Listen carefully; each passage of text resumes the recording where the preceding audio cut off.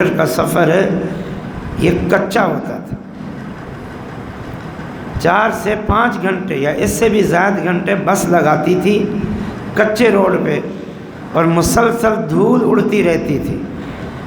لیکن کیونکہ ایک تو جلال پور پیر والا کا مدرسہ دارالحدیث محمدیہ جماعت کے عظیم الشان اور علمی اور تربوی اداروں میں سے تھا، اور نمبر 2 وہاں ایک عظیم علمی شخصیت رہتی تھی،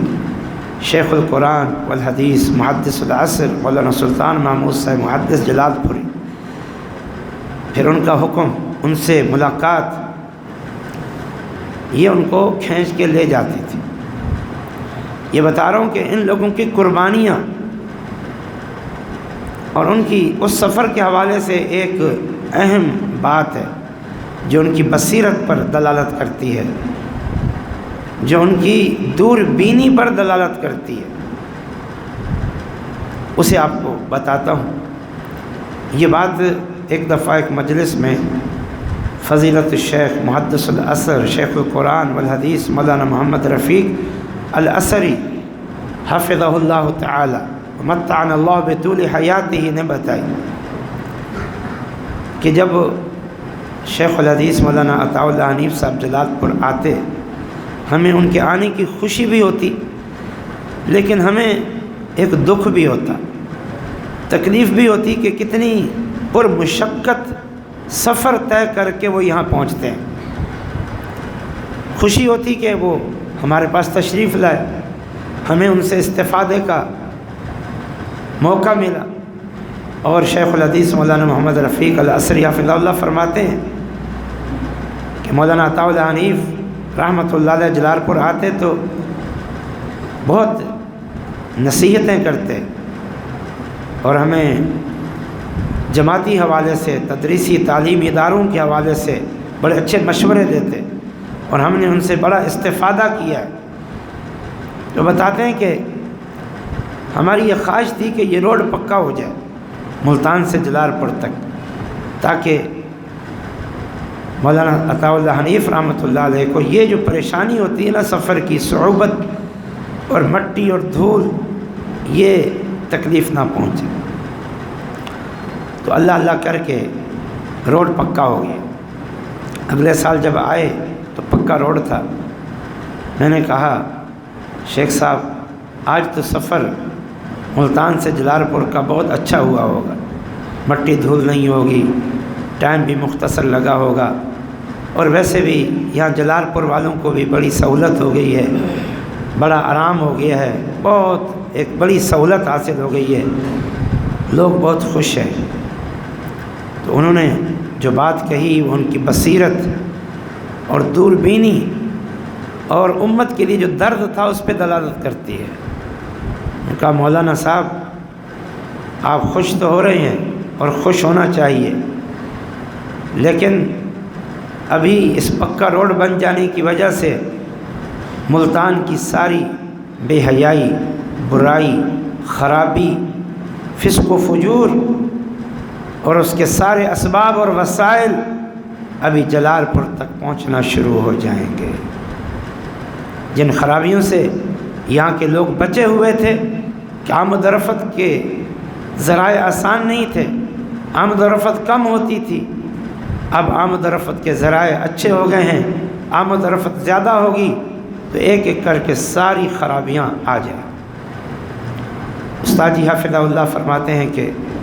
واقعتاً ان کی بات سن کر ایک تشویش دل میں آئی، اور ہم نے ان کی بصیرت کی اس وقت بھی داد دی، اور وقت گزرنے کے ساتھ ساتھ ان کی وہ کہی ہوئی بات جو پوری ہوتی دکھائی دی، اور وہ سارے فتنے اور خرابیاں جلال پور میں بھی نظر آنا شروع ہوئیں، تو واقعتاً ہم نے ان کی بصیرتوں کو داد دی۔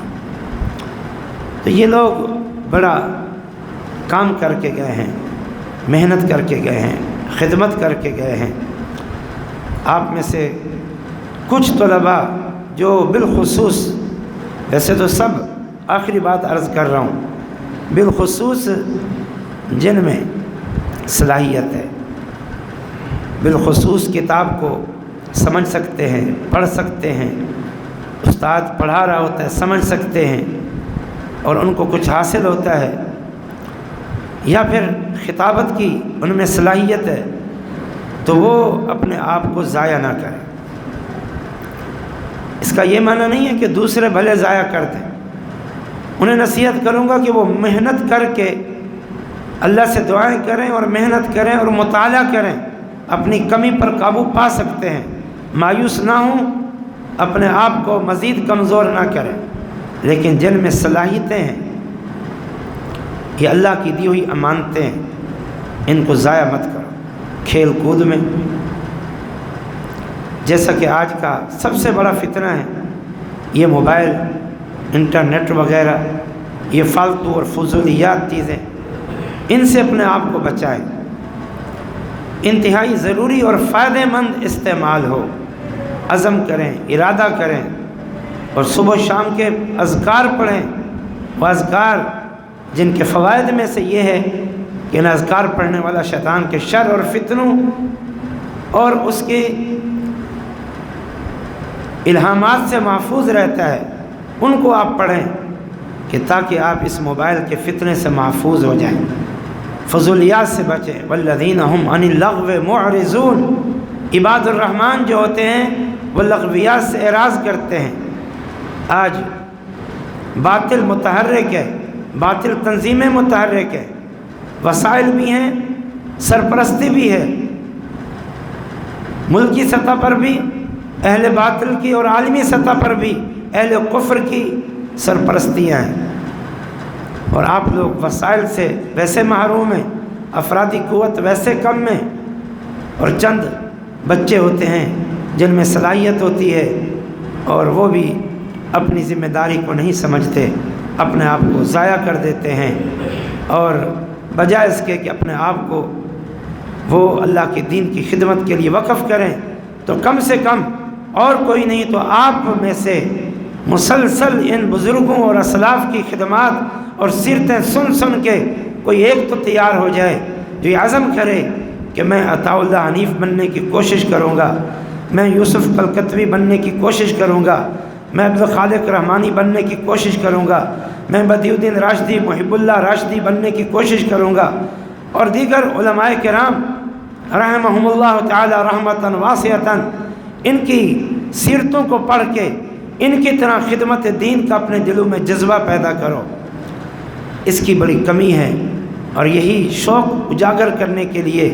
یہ ایک عظیم الشان پروگرام منعقد ہے۔ میں جب بھی آتا ہوں مجھے یہاں آ کر خوشی ہوتی ہے، اس بالکل ایک منفرد اور اچھوتے ایک پروگرام سے جو جامعہ احسان نے اپنے عزیز طلباء کی علمی، تربیتی اور دیگر جو صلاحیتیں انہیں اجاگر کرنے کے لیے شروع کیا ہوا ہے۔ اللہ تعالیٰ مدیر جامعہ کو بھی جزائے خیر دے، اور ان کے معاونین تمام اساتذہ کو جزائے خیر دے، اور اللہ تعالیٰ مدیر جامعہ مولانا محمد حسن سلفی صاحب کو صحت کاملہ عاجلہ عطا فرمائے۔ میں سیرت مولانا عطاء اللہ حنیف پر کچھ گزارشات عرض کرنا چاہ رہا تھا، لیکن مولانا فاروق قصوری صاحب نے بڑی تفصیل سے کچھ بیان کر دی ہیں، اور مزید آپ شیخ عبد الرحمن شاہین صاحب سے سنیں گے، اس لیے میں اسی پر اکتفا کرتا ہوں۔ اللہ تعالی ہم سب کو ان بزرگوں کی سیرتوں پر اور ان کے کردار کو سامنے رکھتے ہوئے اپنی ذمہ داریوں کو ادا کرنے کی توفیق عطا فرمائے۔ اقول قولی ھذا وآخر دعوانا الحمد للہ رب العالمین۔